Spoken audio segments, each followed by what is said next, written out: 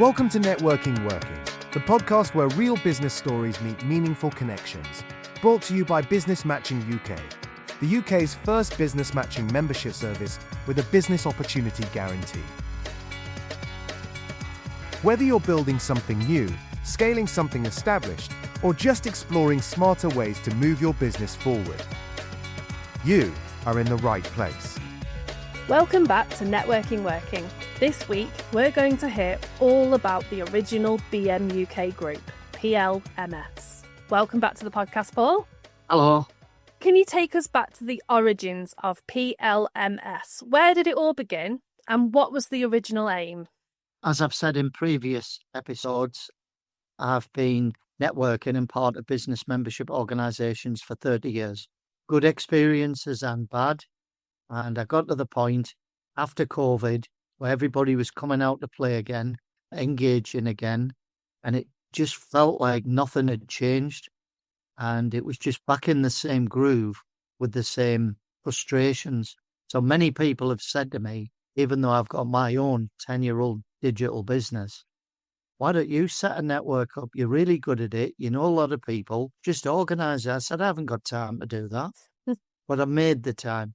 I thought, well, it can help my business to grow as long as I'm professional about that. So I thought, well, the way to do this, to get attention from the plethora of networking groups out there, was to call it after myself. And people go, that's a bit arrogant. And I said, no, the reason, being ex-military, I was sticking my head above the parapet to call it the Paul Lawton Matching Service. So nobody could misunderstand. It was Paul Lawton providing a matching service. So it wasn't just me, there was a team around me, but I took responsibility and the lead. So the words in the matching service is what's in business matching now. People want opportunities, and the main thing we find that they want that's very successful is once they've got to know each other and there's an element of collaboration within our structure, the main thing is to link them up together inside the group and with people outside the group with partnerships that create a whole flood of business opportunities. Yeah. So the reason it was called PLMS was after me. So nobody could say, well, who runs this? Who's in charge?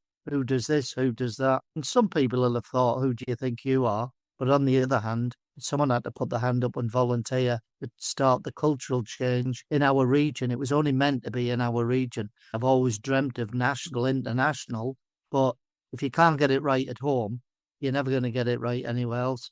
So on the 7th of May, 2024, we launched it on a Zoom meeting, and the guy who did the breakout rooms has become my business partner now, which is Phil Pugh. So for 7 months, we were PLMS until the famous email on Christmas Eve. I got an email off Phil. I thought it was a joke. I had no idea he was thinking of selling his own business, releasing some capital. He said, I'll invest in your idea, especially if you want to take it national. So ironically, I'd registered a business called Business Matching UK on Friday, the 20th of December, 2024. I didn't get Phil's email till Christmas Eve, obviously the 24th of December. So for me, believing in the secret and the law of attraction, I attracted that somehow, probably not. But anyway, the main thing is it shows I had the intentions to repeat the model that I'd built. But I knew that I was building it manually, and if I was ill, there was no backup, and that's not fair on the members. So we began to systemize it and organize it, and I used some of my admin team.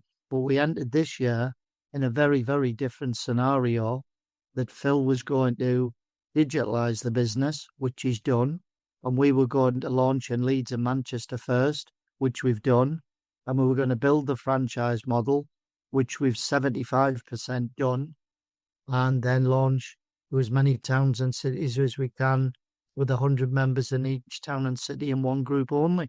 And that was it, really. So we couldn't nationalise a business that's called after me because I felt uncomfortable. And then when we launched Leeds and Manchester, or pre-launch, people are saying, is PLMS a different type of group? No, it's the same thing. Well, why is it not called business matching? So in the end, the pressure of the marketing people got to me. I realised they were right. I'm being quite frank and honest. If you don't know me, you might not believe this. Couldn't get my name off there quick enough. I was quite happy to get it off. It's took some doing, even this morning. A member from the Northeast, which is now BMUK Northeast or NE. Someone this morning mentioned PLMS, so I corrected them jokingly to get rid of that culture. But it served me well. I suppose it's proven I was prepared to do it alone. But it's a lot easier with someone like Phil, because when he rode the Atlantic 6 years ago, he did it with someone else. He must have felt isolated and lonely at times, especially when the other Paul was asleep in the boat. You get the book, read it, it's wonderful. But point being that he had someone to share it with, and now I've got Phil. It's great to know that the first iteration of BMUK, PLMS, already had a brand built up. It's great to move it on to bigger and better things with BMUK. But like you say, It is now national. How's that brought new structure, new goals, and has it brought a fresh energy to the organisation? That would be an understatement with the greatest of respect. It's like Friday afternoon, just before a bank holiday, and most people are in a positive mood. With this idea, I'm like that on a Monday morning because I know it can change things. I know the SMEs of this country are in trouble. They're looking for something energetic and different that does what it says on the tin. They're fed up of the same old, like most of us are politically without mentioning politics. They want something to change, doesn't cost an arm and a leg, that not everybody can get in, that's structured and disciplined and makes promises that it keeps. And that's not easy to do, but that's what we've got. So I've now got over 60 people who've registered to join one of our groups in their town or city where there's room for 100 of a set number in each occupation, usually one, sometimes two, but never more. So I've got a HR lady, for example, in Aberdeen, and she's the only one out the 100 in the whole town who has registered her interest. But they're all over the place, and it's growing and it's developing. And the other groups are talking about us, not always in a positive way, in a sort of disbelieving way. The attitude is, you can't expect us to do that. We're not built to do that. We don't want to do that. The members don't expect us to do that. But they do. They do expect you to do that, but they never ask because they never think they'll get. And what we decided was to give them it. And some still don't believe us. Some in our groups are still new and they still go to other networking groups. And do you know what? We encourage them. We only meet physically face to face every 6 weeks. We only meet physically on Zoom every 3 weeks. But in between, every day and every hour, there's interaction. But the main thing is, people are getting business opportunities by the hour. And that's what matters. That's what they want from business. I can't believe that people still want to go to the same networking group every week with the same handful of people. And if it's working, great, but in most cases it's not. But they keep doing it because they don't know what else to do. It's a habit. We're not being radically different for the sake of it. We're being effectively different through more than 50 years of networking experience between Phil and I. It's a bit of a comfort blanket for some people, isn't it? Maybe that's where they started. They may have had a bit of a spark or support in the beginning. Perhaps people feel that they owe those groups something, so they keep renewing their memberships. But there is no problem in switching things up. And I think that's a very interesting point that you made about other groups.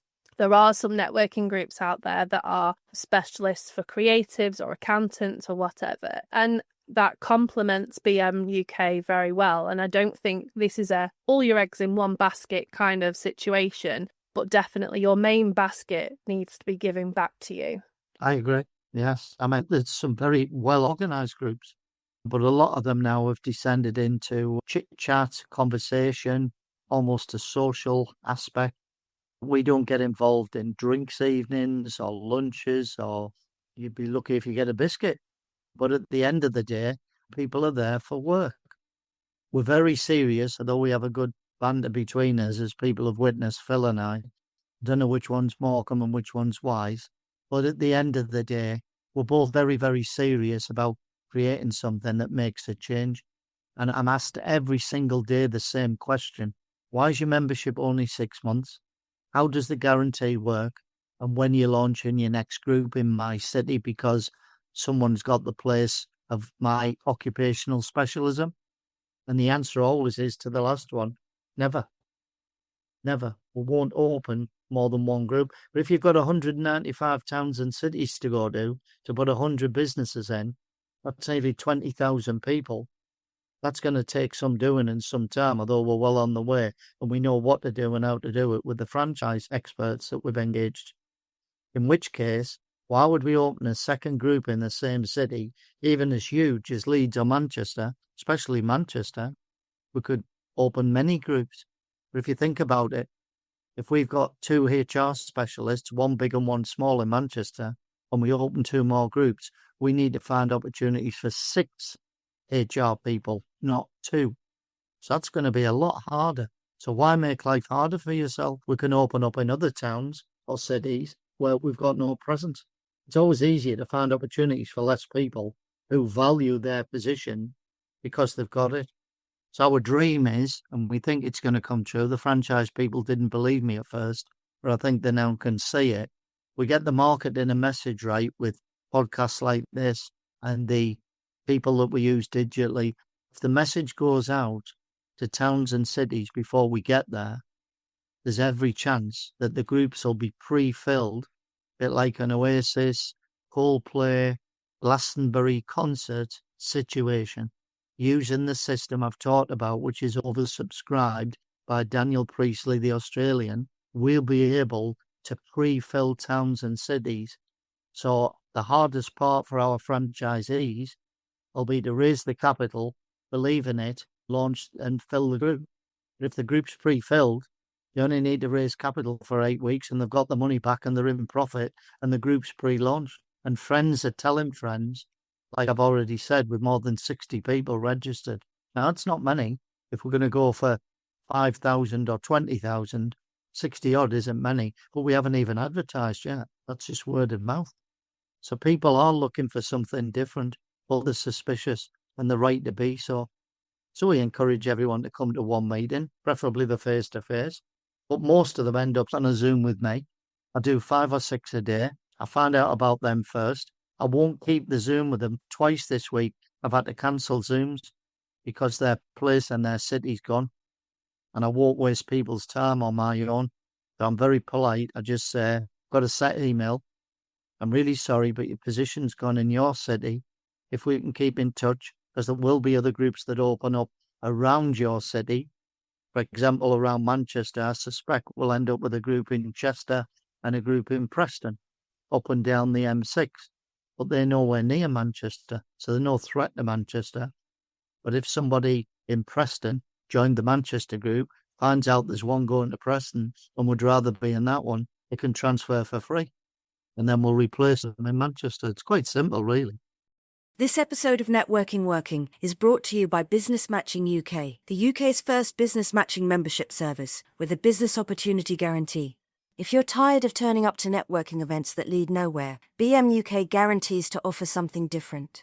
Structured, supported, and strategically driven business development, designed to connect the right people in the right way at the right time.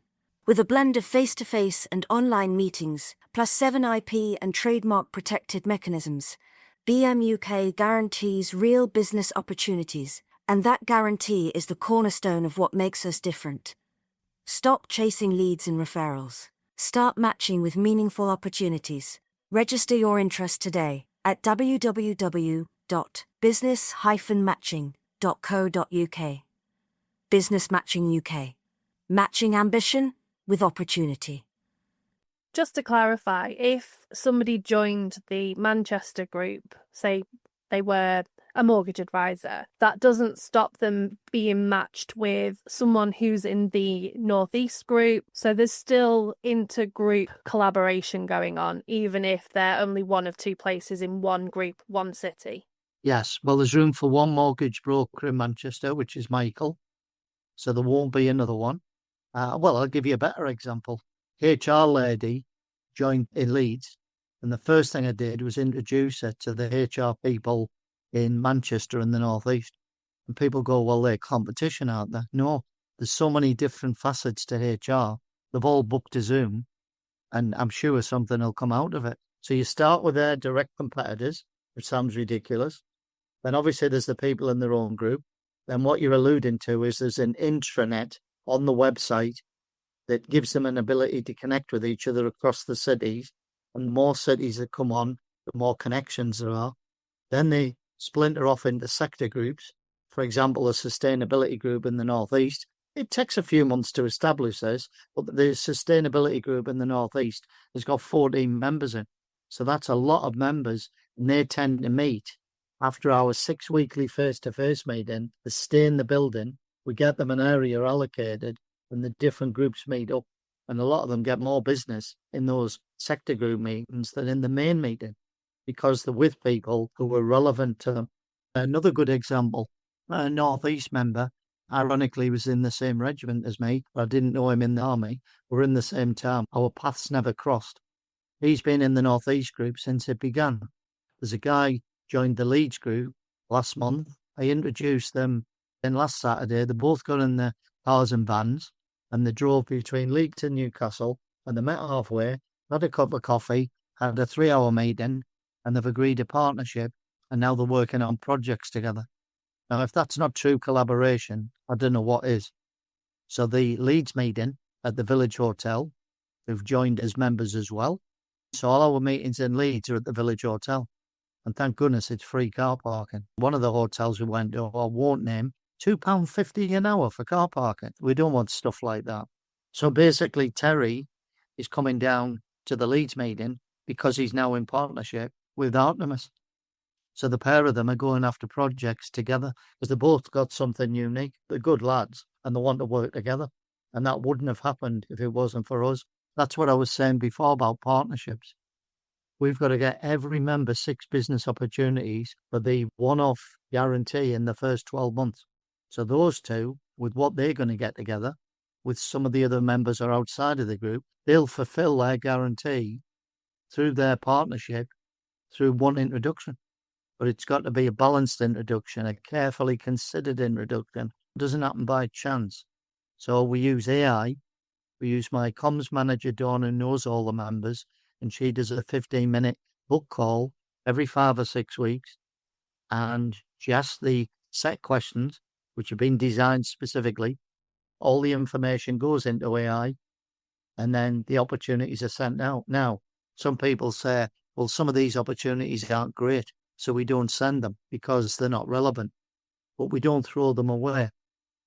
I'll give you a quick example. One of our members in the Northeast, he made a request this week, and there's nobody in any of the towns or cities we've got who can fulfill it. But I personally know someone who I used to be with in another business group, so I've introduced him to him. People might say, well, he's not a member of BMUK. Why are you sending him business? But you've got to look at it the other way around.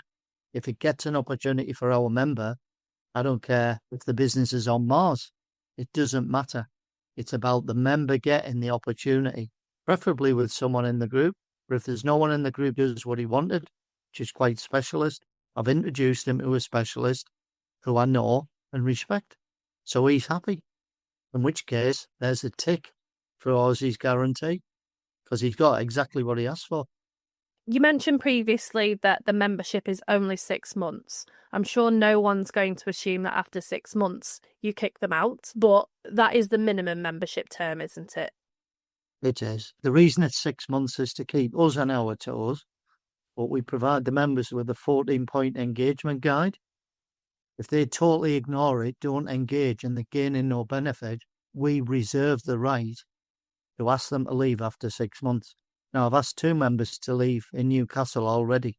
That was for, let's just say, unprofessional networking practices that aren't acceptable. They were both warned twice. I've seen them both recently. They both shook hands with me and accepted it. I did the right thing. I did warn them. So we have got teeth where we need them, because we will defend the quality of the group for the protection of the other members, because that's what they'd expect us to do. Frankly, I found it difficult. It was unpleasant, but I did what I needed to do. But back to your point of 6 months, I think it shows a level of confidence and commitment. I mean, our Newcastle group, probably people are listening to this thinking, you're not giving us any statistics here. Well, the Newcastle group that's been going 15 months, the retention rate right now is 83%.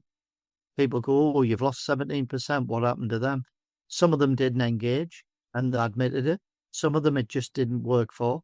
And some of them, unbelievably, I'm thinking of 3 or 4 of them, were dragged out the group kicking and screaming, didn't want to go, but their head offices in London or wherever said, you've got to leave because we're cancelling all networking to save money due to the current economic crisis. So they're saying, but this group's different. It's working. Why am I leaving? So they had to go. They didn't want to go, and they've all been replaced. Very good statistics. And that probably links us quite nicely to our next episode, where we're going to be looking at the future of BMUK. Very exciting times. Thank you, as always, for your time again today, Paul. I look forward to our next episode. Thank you for having me. If today's episode gave you fresh insight, a practical takeaway, or simply something to think about, hit follow, leave us a rating or review, and share the episode with someone else navigating the same landscape. Networking Working is powered by Business Matching UK, a movement changing the way businesses connect, collaborate, and grow. If you're ready to take a more strategic, supported approach to your business development, one that's built on strategy, not chance, then BMUK is what you didn't know you needed. Visit www.business-matching.co.uk to explore more and register your interest. The information in this podcast is for general guidance and entertainment purposes only. The Networking Working podcast shares ideas and experiences to inspire and inform, and we believe they can be valuable, but they may only reflect part of your own business journey. We always recommend seeking independent advice and using your own judgment to decide what's right for your business. We encourage you to do your own research before making any decisions. The opinions in this episode are our own and those of our guests, and we do our best to ensure the content is accurate and relevant at the time of recording. If you have any questions or would like to continue the conversation, you can reach us at info@business-matching.co.uk. Thank you for listening.